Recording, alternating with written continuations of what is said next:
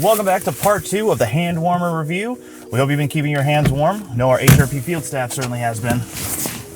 It's been the coldest time of the year since part 1, where we introduced you to the 3 hand warmer units we are reviewing. The OVL magnetic hand warmers, the AI hand warmers, and the Okupa UTSs. We asked our staff to track these units with the following criteria to see how effective they would be in the field and to see if the different price points really made a difference. Hi, I'm Joel Harris, Senior Consultant with HRP, and I'm here to review the OLV magnetic hand warmers here today. I recently had the pleasure of using these out in the field on several very cold days that were also below freezing, and I'm here to share with you my review on how it went. Overall, the OLV magnetic hand warmers were very good and very reliable. Each time I went to turn them on in the field, they had batteries still, and I just charged them simply the night before in my hotel or at home, or just had them charging in the office. Each day I used them for a few hours at a time, and I never drained the battery life completely. There's a level light that indicates the power level, so it could be on level 1, level 2, level 3, very easy to interface. If it's not on, you can just hit the power button very briefly and it'll show you the battery life remaining in each hand warmer. So that's a blue indicator light, and the red indicator light tells you that the device is on.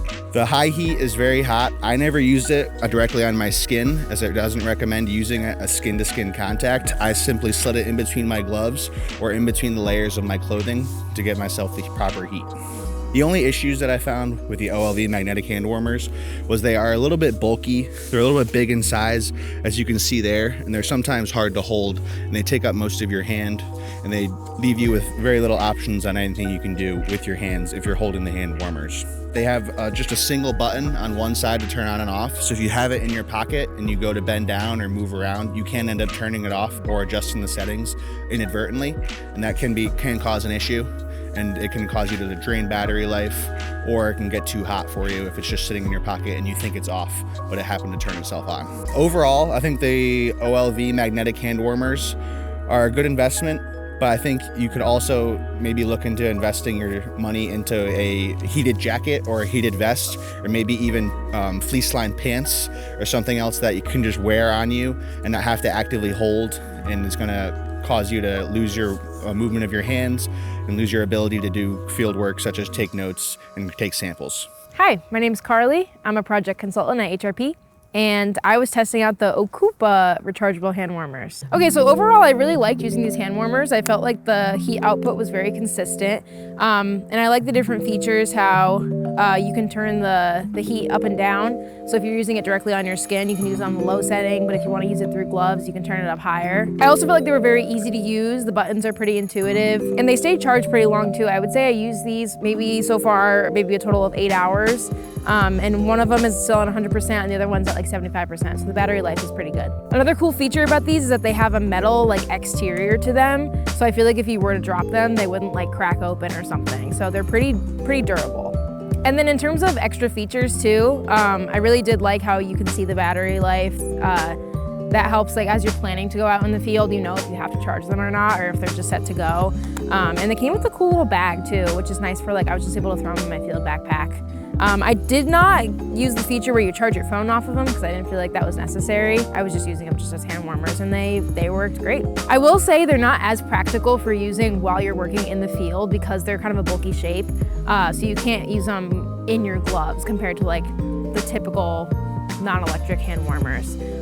So they're much better for like before or after work. Like if you're in the morning and right before you go out, you can warm your hands up, or right after you're in the field, you can use them to warm up.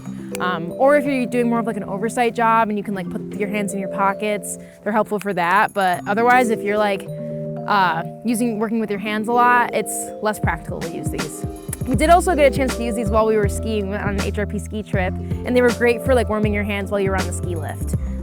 So I would say mainly this brand is great for if you want to like put them in your pockets, but not so good if you are using your hands a lot. So yeah, overall, I would say this brand is perfect for if you want to put them in your pockets and kind of intermittently warm up your hands. But they're not so good for like the on-site hands-on work that we're typically doing, like soil sampling, groundwater sampling, where you're using your hands for most of the day. Hey everyone, my name's Ambrielle Johnson. I'm an associate consultant with HRP. I had the Unihand hand warmers. I had them on for about 4 hours. They kept their heat output pretty well. One of them did get a little warmer than the other one, but I charged them for about 3 hours beforehand. They've got 3 heat settings on them. I kept them on the first one because the second one is a little too hot. But I just had them in my pockets here all day. I was able to put my hands in my pockets when I was getting cold. And these things are also good for SVI in order to keep our clay warm when we're making our seals in basements. Thanks. So which units do we recommend?